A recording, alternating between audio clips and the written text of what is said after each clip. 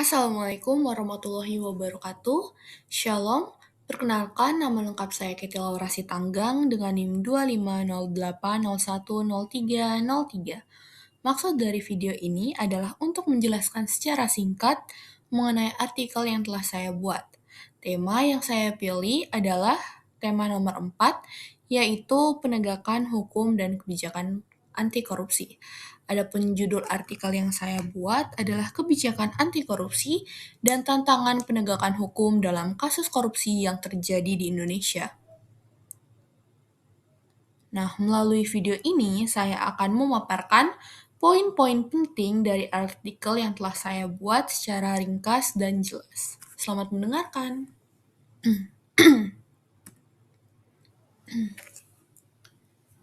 Baik, di sini ada latar belakang. Korupsi didefinisikan sebagai tindakan penyalahgunaan kekuasaan atau wewenang oleh oknum publik untuk mendapatkan keuntungan pribadi. Korupsi sendiri berasal dari bahasa Latin yaitu corruption yang berarti busuk atau menyogok. Negara Indonesia menghadapi banyak masalah serius karena Indonesia merupakan salah satu negara yang memiliki angka korupsi tertinggi di kawasan Asia Tenggara. Meskipun Indonesia adalah negara hukum yang menerapkan supremasi hukum dan berbagai upaya telah dilakukan, termasuk adanya penekanan pada kebijakan anti korupsi dan penegakan hukum sebagai dasar perilaku, kasus korupsi belum saja menunjukkan penurunan yang signifikan. Untuk mengatasi hal ini, pemerintah telah membuat dan membentuk Komisi Pemberantasan Korupsi atau KPK yang memiliki wewenang penuh untuk penyidik, penyelidik, dan penuntut. Namun, keberadaan KPK saja tidaklah cukup karena minimnya pemahaman masyarakat terhadap bahaya dan dampak korupsi.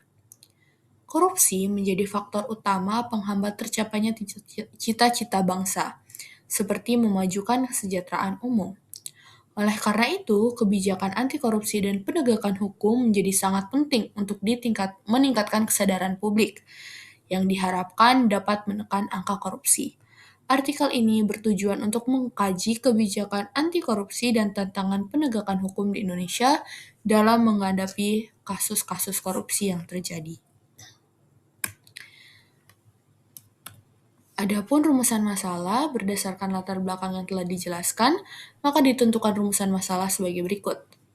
Yang pertama, apa konsep penegakan hukum? Yang kedua, apa saja kebijakan anti korupsi di Indonesia? Yang ketiga, apa saja tantangan yang dihadapi oleh penegak hukum dalam melaksanakan proses penyelidikan, dan penuntutan terhadap kasus korupsi? Yang keempat, apa saja strategi yang dapat dilaksanakan untuk menghadapi tantangan dalam proses pencegahan korupsi? Adapun tujuan artikel ini dibuat adalah sebagai berikut. Yang pertama, mengetahui konsep penegakan hukum. Yang kedua, mengetahui apa saja kebijakan anti korupsi yang diterapkan di Indonesia. Yang ketiga, mengetahui apa saja tantangan yang dihadapi dalam menjalankan proses penegakan hukum. Dan yang keempat, mengetahui apa saja strategi untuk menghadapi tantangan dalam proses pencegahan korupsi. Selanjutnya adalah pembahasan. Yang poin A adalah konsep penegakan hukum. Penegakan hukum merupakan suatu tindakan yang kompleks. Hal ini bukan hanya sekedar menerapkan pasal dalam undang-undang saja, namun tentang bagaimana usaha yang dilakukan untuk melaksanakan nilai-nilai yang terkandung di dalam undang-undang yang telah dirancang sedemikian rupa untuk tujuan mensejahterakan rakyat. Berikut ini merupakan konsep-konsep fundamental yang termasuk dalam penegakan hukum. Jadi yang pertama ada supremasi hukum atau rule of law.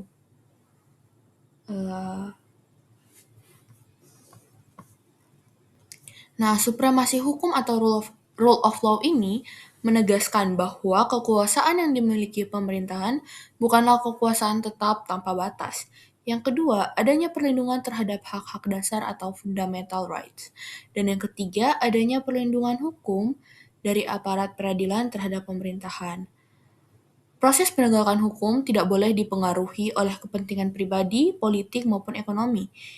Indonesia merupakan negara yang menjalankan prinsip rule of law, maka sistem hukumnya haruslah stabil, konsisten, serta dapat dipercaya oleh masyarakat. Kemudian yang kedua adalah kepastian hukum atau legal certainty. Jadi, kepastian hukum adalah suatu keadaan di mana hukum tersebut telah jelas secara tertulis, tidak bertentangan, dapat dimengerti masyarakat, serta telah disahkan. Kemudian selanjutnya yang ketiga ada keadilan atau justice, yang merupakan tujuan dari sistem hukum.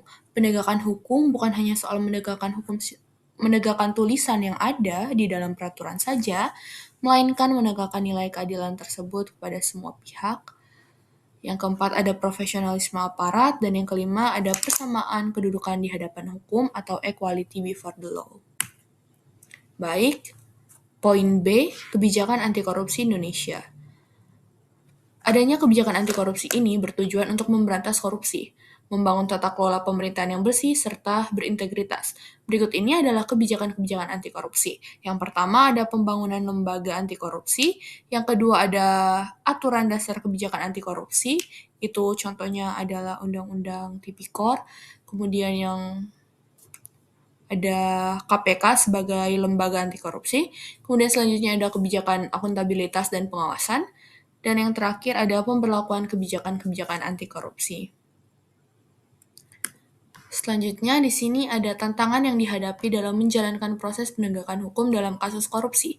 Dilansir dari bps.go.id, perilaku anti korupsi justru mengalami penurunan sebesar 3,92 di tahun 2023. Hal ini menunjukkan bahwa perilaku masyarakat semakin memburuk yang berdampak dan menghambat pembangunan serta merugikan bangsa dan negara. Hal ini merupakan tantangan dalam menjalankan proses penegakan hukum pada kasus korupsi. Adalah sebagai berikut. Yang pertama, makin maraknya modus korupsi yang bervariasi. Yang kedua, sulitnya pengumpulan bukti. Yang ketiga, ada campur tangan dari pihak-pihak yang memiliki kekuasaan. Yang keempat, ketakutan dalam pemberian saksi. Yang kelima, ada kurangnya transparansi. Yang keenam, adanya budaya toleran terhadap korupsi. Dan yang ketujuh, ada tingkat kepercayaan masyarakat pada aparat penegak hukum. Selanjutnya, poin D adalah strategi menghadapi tantangan dalam proses pencegahan korupsi. Dilansir dari Pusat Edukasi Anti Korupsi, terdapat 3 strategi dalam pemberantas korupsi yang sedang dilaksanakan di Indonesia. Strategi ini disebut sebagai Trisula Pemberantas Korupsi oleh KPK. Dilansir dari Jatim Newsroom, KPK menegaskan bahwa penindak, pencegahan, pendidikan merupakan Trisula Pemberantas Korupsi, agar korupsi dapat ditekan mulai dari akarnya. Baiklah, saya akan melanjutkan pembahasan mengenai kesimpulan. Kesimpulan dari artikel ini adalah korupsi di Indonesia masih menjadi masalah yang serius, yang menghambat kemajuan bangsa, terlihat dari tingginya indeks korupsi dan kuatnya budaya penyalahgunaan kekuasaan di berbagai sektor. Meskipun telah diterapkan berbagai jenis kebijakan seperti penegakan hukum, pembentukan lembaga anti korupsi, serta kebijakan akuntabilitas dan pengawasan, praktik korupsi tetap sulit diberantas, hingga tantangan seperti keragaman modus, sulitnya pembuktian, campur tangan pihak tertentu, dan ketakutan saksi. Upaya pemerintah melalui strategi Trisula, penindakan, pencegahan, dan pendidikan merupakan langkah penting. Namun, pemberantasan korupsi tidak dapat berhasil tanpa dukungan dari seluruh elemen bangsa. Oleh karena itu, kolaborasi antara pemerintah, aparat penegak hukum, lembaga independen, dan masyarakat merupakan kunci utama untuk menciptakan tata kelola negara yang bersih dan mewujudkan Indonesia Emas 2045.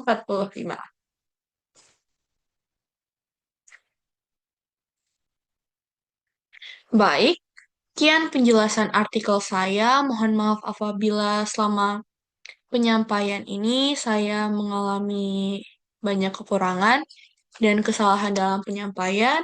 Atas perhatian yang telah diberikan, saya ucapkan limpah terima kasih. Wassalamualaikum warahmatullahi wabarakatuh.